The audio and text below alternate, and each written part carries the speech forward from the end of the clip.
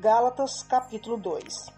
Depois, passado 14 anos, subi outra vez a Jerusalém com Barnabé, levando também comigo a Tito, e subi por causa de uma revelação, e lhes expus o evangelho que prego entre os gentios,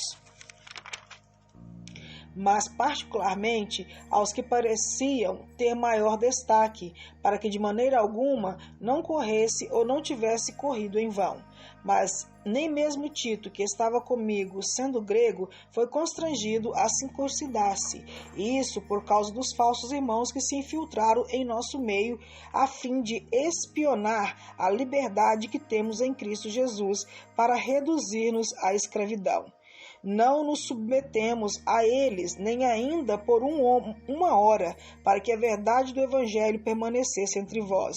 E quando aqueles que pareciam ser influentes, quais tenham sido noutro tempo, não importa. Deus não aceita a aparência do homem. Esses, digo, que pareciam ser influentes, nada me acrescentaram.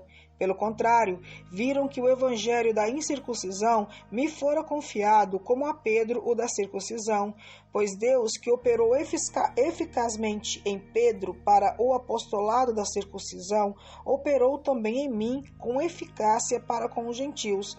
Quando conheceram a graça que me fora dada, Tiago, Cefas e João, que eram considerados as colunas, estenderam-nos a mão direita em sinal de comunhão, a mim e a Barnabé, para que nós fôssemos aos gentios e eles fossem à circuncisão.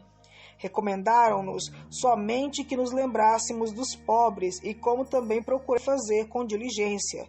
E chegando Pedro a Antioquia, enfrentei-o cara a cara, porque sua atitude era condenável, porque antes que alguns tivessem chegado da parte de Tiago, ele comia com os gentios, mas depois que chegaram, foi se retirando e se apartou deles, temendo os que eram da circuncisão.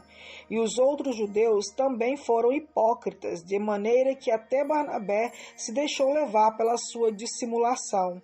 Quando, porém, vi que não andavam corretamente conforme a verdade do Evangelho, disse a Pedro na presença de todos: se tu, sendo judeus, vive com os gentios e não como judeus, por que obriga os gentios a viverem como judeus?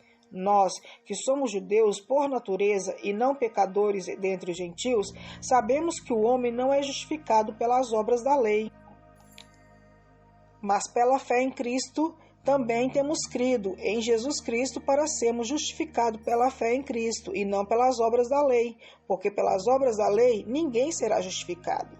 Se nós, que procuramos ser justificados em Cristo, fomos nós mesmos também achados pecadores, é Cristo ministro do pecado? De maneira nenhuma. Se torno a edificar aquilo que destruí, constituo-me a mim mesmo transgressor, pois eu pela lei estou morto para a lei, a fim de viver para Deus. Estou crucificado com Cristo, e já não vivo eu, mas Cristo vive em mim. A vida que agora vivo no corpo, vivo-a na fé do Filho de Deus, que me amou e a si mesmo se entregou por mim. Não anulo a graça de Deus, pois se a justiça provém da lei, segue-se que Cristo morreu em vão.